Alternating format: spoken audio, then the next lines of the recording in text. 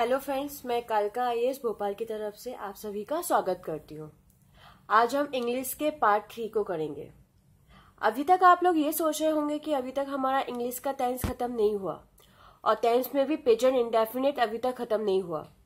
तो मैं आपको पहले भी वीडियो में बता चुकी हूँ कि यहाँ पर कोई शॉर्टकट नहीं होता, क्योंकि मुझे लगता है कि आजकल गवर्नमेंट जॉब में निकालना इट्स नॉट ए शॉर्टकट। आपको हर चीज हर तरीके से करनी होती है अगर आपको एग्जाम क्वालिफाई करना है इन दिस सिनेरियो। तो वही चीज आ गई है कि हमें भी यहाँ पर कोई शॉर्टकट नहीं है। मैं इसे आराम से समझा रही हूँ, आराम से सारे रूल्स क्लियर कर रही हूँ, जिससे आपके दिमाग में अच्छे से समझ में आ जाए। क्योंकि जो एरर फाइंडिंग्स आते हैं वो आपके ऐसे ही नहीं आते कि एरर फाइंडिंग्स हमने नॉर्मल दे दिया। एरर फाइंडिंग्स जो आपके आते हैं वो आपके रूल्स बेस आते हैं। अगर आपको सारे रूल्स दिमाग में याद है तभी आप एरर फाइंडिंग को सॉल्व कर सकते हैं। ओके, तो यहाँ कोई शॉर्टकट नहीं है, हमें डीप से डीप पढ़ना है जिससे हमें एग्जाम में क्वालिफाई कर सके, हमें एट लास्ट एग्जाम क्वालिफाई करना है। तो आज हम फिर से प्रेजेंट इंडेफिनिट टेंस करेंगे और उससे अच्छे से समझेंगे भी। ओके, तो बेसिकली प्रेजेंट इंडेफिनिट टेंस हमने इसके अभी तक एग्जैक्टली रूल्स 5 कर चुके हैं। जो रूल्स हैं वो रूल्स 5 हो चुके हैं। तो इसके आगे हम आगे के रूल्स करेंगे। रूल नंबर 6, काफी रूल्स है, अभी खत्म नहीं हुआ है आपका प्रेजेंट इंडेफिनिट टेंस। इसके हमें बहुत सारे रूल्स अभी क्लियर करने हैं। तो रूल नंबर 6, तो रूल नंबर 6 सिंपल है।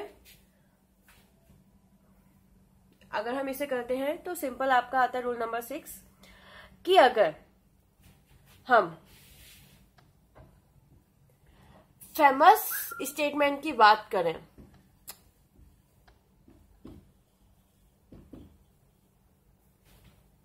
फेमस स्टेटमेंट की बात करें तो उस केस में अगर जब फेमस स्टेटमेंट्स होते हैं, जो भी फेमस स्टेटमेंट होते हैं, तो उस फेमस स्टेटमेंट की बात करें तो उस केस में आपके जो भी फेमस स्टेटमेंट होते हैं तो उसको बोलने वाला स्पीकर चाहे जिंदा हो या ना हो, चाहे उसने पहले बोला हो या अभी रिसेंटली बोला हो, पर वो सारे के सारे फेमस स्टेटमेंट के साथ उस स्पीकर को प्रेजेंट इंडेफिनिट में ही हम काउंट करते हैं। तो सबसे पहले हम ये समझते हैं कि फेमस स्टेटमेंट होते क्या है। ये फेमस स्टेटमेंट है क्या, इसे हम कैसे समझ सकते हैं। तो फेमस स्टेटमेंट जिसे समझने का सिंपल सा तरीका है। ओके, जैसे जय जवान जय किसान,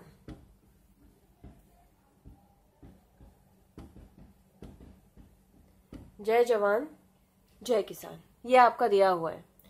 तो जय जवान जय किसान का आपको पता है कि किसने बोला हुआ है? लाल बहादुर शास्त्री जी ने, पर वो तो अभी जिंदा है नहीं, परंतु ये स्टेटमेंट तो उनका फेमस है। ये तो हमारा जीएस का क्वेश्चन है। तो अगर ये स्टेटमेंट आपका दिया हुआ है तो इसके साथ में आगे क्या आएगा? शास्त्री जी सेज, जय जवान जय किसान।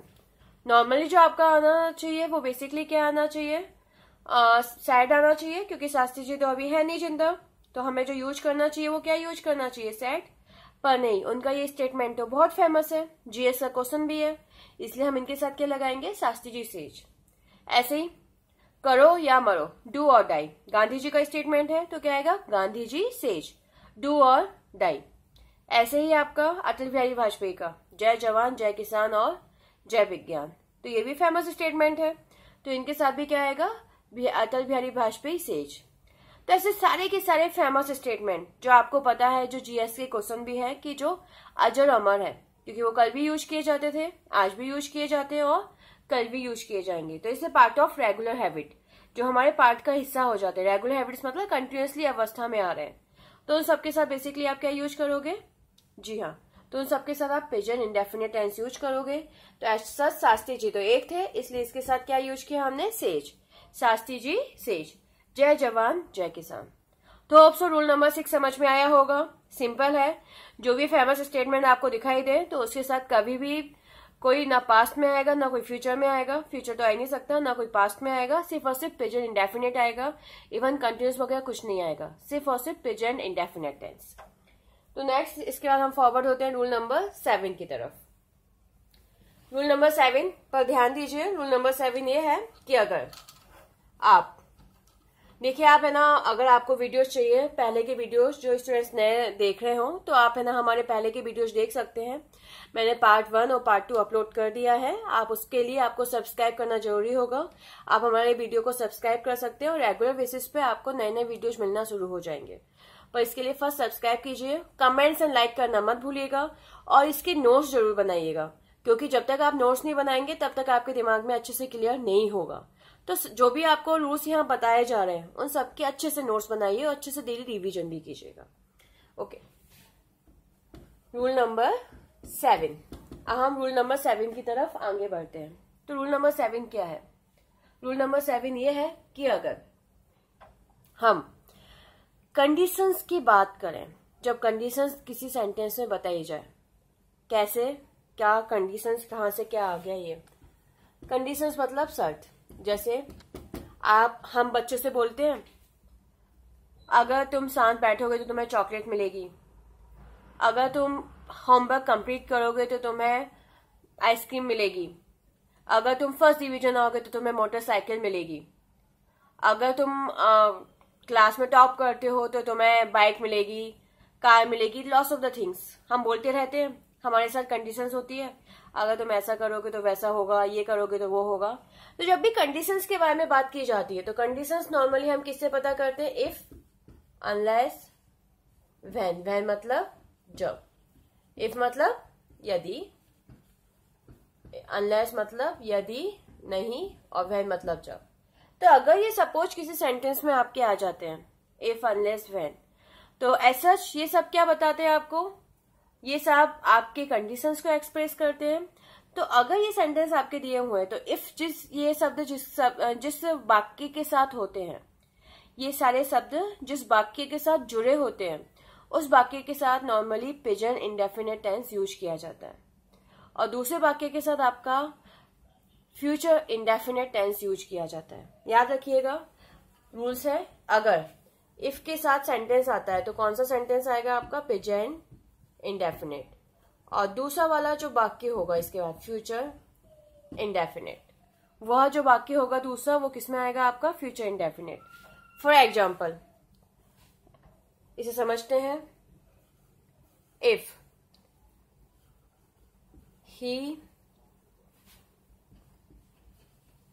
कॉल्स मी, अगर मुझे कॉल करता है, I shall go there. If he calls me, I shall go there. तो यहाँ पर जो इफ है, इफ के साथ ही मतलब एक वचन है, तो इसके साथ हमने क्या लगाया? कॉल्स, एस लगा, मी। नेक्स्ट आपको क्या दिया हुआ है? क्योंकि दूसरा वाला सेंटेंस किसमें आ जाएगा? फ्यूचर इंडेफिनिट में। तो I shall go there, I shall go there. If he calls me, I shall go there. तो होप सो आपको समझ में आया होगा कि बेसिकली ये रूल समझ में आया होगा। रूल नंबर 7 सिंपल है। रूल नंबर 7, अगर कंडीशन वाले सेंटेंस दिए जाते हैं सपोज इफ वगैरह एंड फंस, मैं आपको एक बार फिर से बता रही हूँ कि एक बार फाइनली ओवर हो जाएगा तो हम इसके फिल इन द ब्लैंक्स भी करेंगे कंप्लीट और एरर फाइंडिंग भी सॉल्व करेंगे। तो अगर आपका ये इस प्रकार से सेंटेंस आता है तो उस केसेस में आप इसे जब करोगे तो नॉर्मली फर्स्ट के साथ प्रेजेंट इंडेफिनिट आएगा और दूसरे के साथ फ्यूचर इंडेफिनिट आएगा। चलिए देखते हैं एक बार फिर से इसे, इसके एरर फाइंडिंग को हम सॉल्व करके देखते हैं क्या एरर फाइंडिंग दी हुई है। एरर फाइंडिंग है, फॉर एग्जाम्पल कैसा क्वेश्चन आ सकता है जैसे आपका दिया हुआ है, if C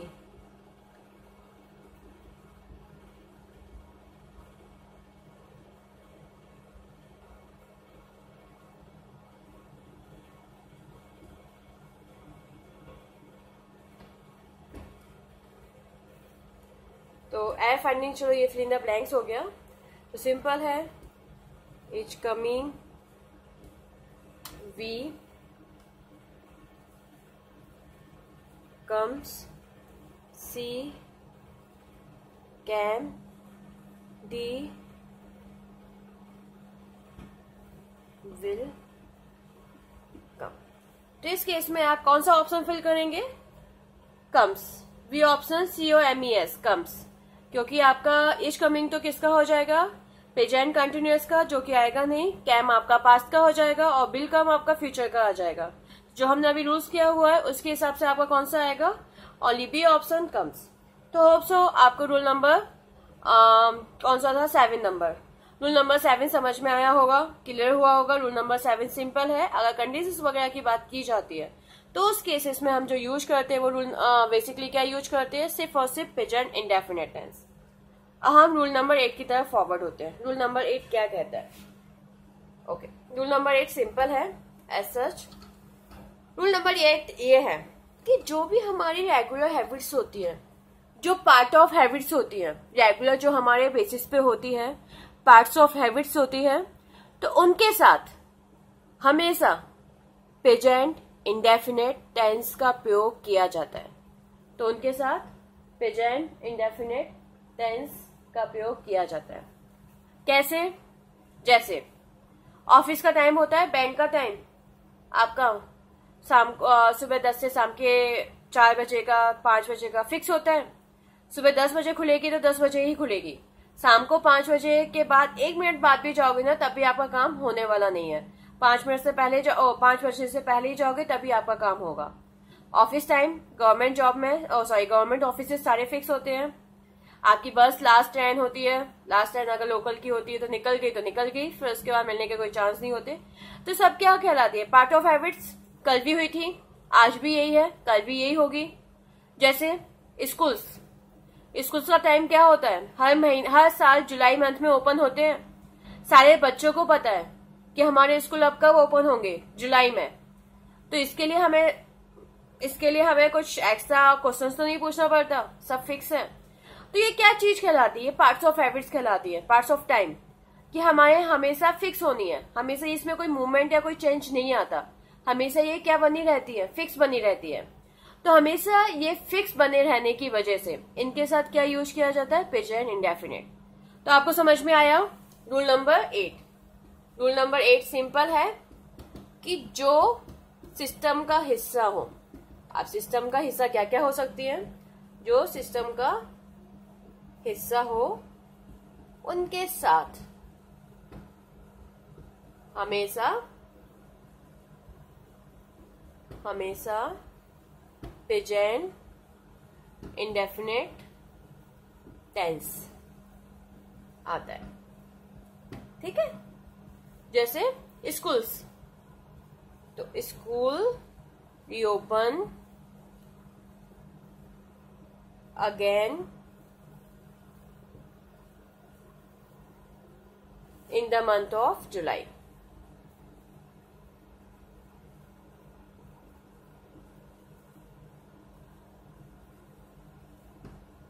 School reopens again in the month of July. तो सिंपल समझ में आया। यहाँ पे हमने क्या लगाया है, एस। यहाँ पे आपका एस लगा है क्योंकि स्कूल हमने सिंगुलर फॉर्म में काउंट किया है, इसलिए हमने यहाँ पे क्या लगाया, एस। तो school reopens again in the month of July, या school reopens in the month of July. अगर अगेन शब्द भी नहीं आता है तो भी आपको पता है कि स्कूल दोबारा से कब ओपन होते हैं, जुलाई मंथ में। तो ये क्या है, आपकी पार्ट्स ऑफ सिस्टम का हिस्सा है, और जो रेगुलर बेसिस पे हमेशा घटित होनी ही होनी है। तो उन सबके साथ basically present indefinite tense use किया जाता है। तो होप्स हो आपको रूल नंबर 8 समझ में आया होगा, क्लियर हुआ होगा। इसके सारे डाउट्स कहां से कैसे आया, क्या आया। ओके, नाउ हम फॉरवर्ड होते हैं रूल नंबर 9 पर। रूल नंबर 9 क्या कहता है और उसके हम क्वेश्चन को सॉल्व करते हैं। रूल नंबर 9,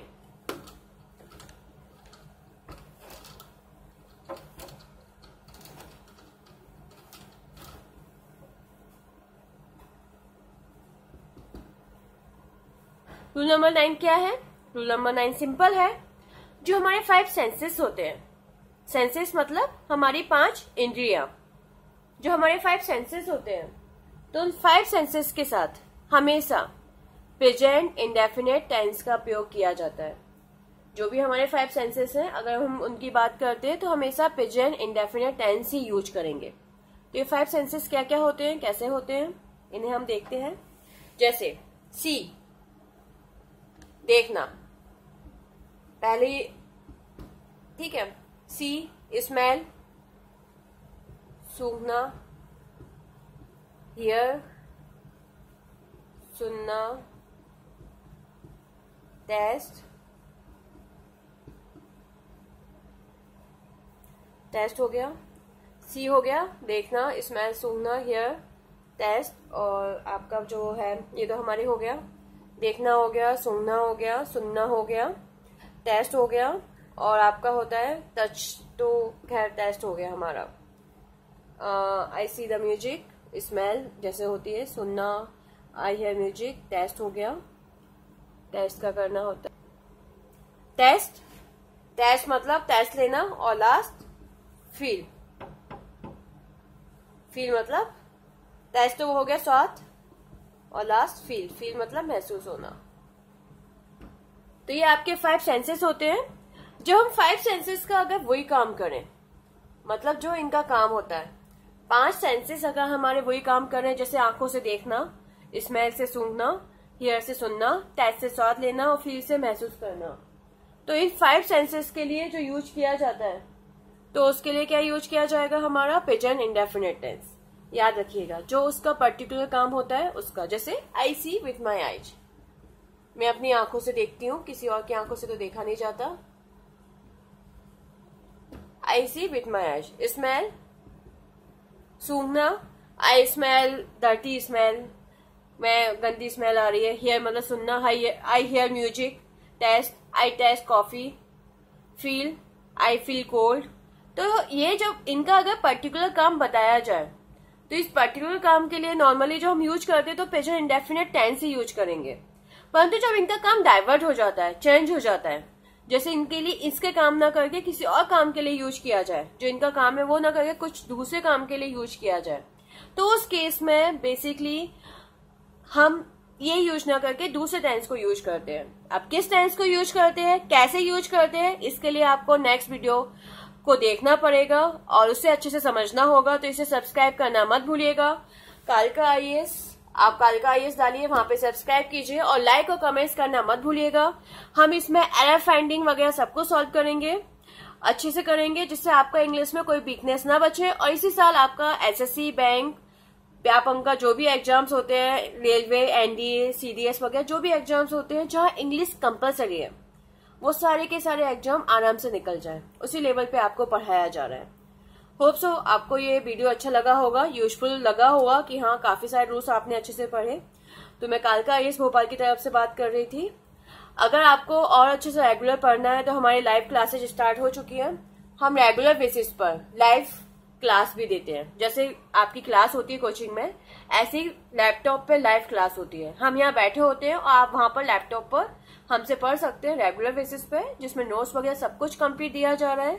अगर आप हमारे साथ लाइव क्लासेस के लिए जुड़ना चाहते हैं, जो हिंदी, इंग्लिश, जीएस सभी के लिए प्रोवाइड किया जा रहा है, तो हमारे नंबर 9617155153 पर अपना नाम व्हाट्सअप कर दीजिएगा।